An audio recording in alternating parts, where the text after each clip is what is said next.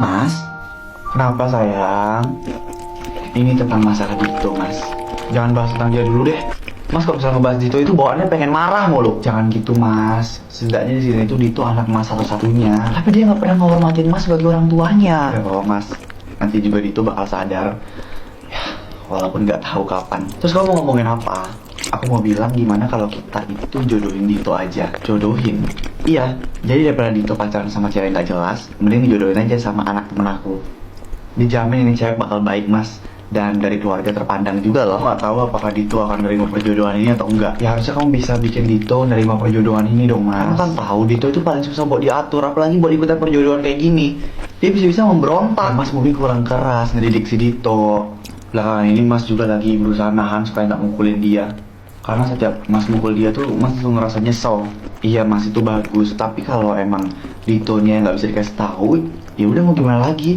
Mas mukul sesekali juga nggak apa-apa kali, Mas. Itu cara ngedidik dia, karena Ditonya emang bandel. Terus gimana sama perjodohan ini? Mas setuju, Mas tahu. Nanti kita bahas lagi deh ya. Mas perlu waktu buat mikir juga. Apalagi sih Mas yang perlu dipikirin?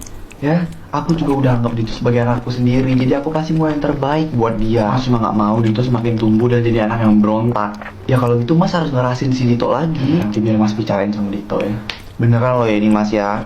Soalnya aku udah janjiin sama temen aku. Kenapa kamu langsung buat perjanjian tanpa persetujuan dari Mas? Ya nggak gitu Mas. Maksudnya aku cuma nggak mau kehilangan momen ini.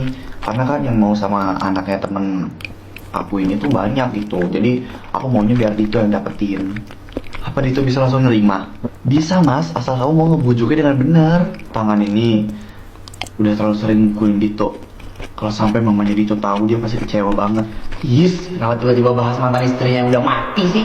Bikin bete aja. Tapi lu nggak boleh kelihatan bete. Tahan.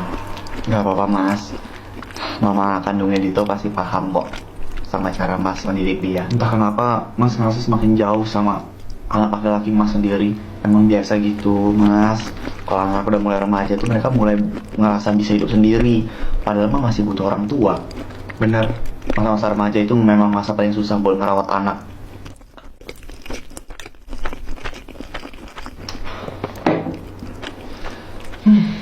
Maya mana ya?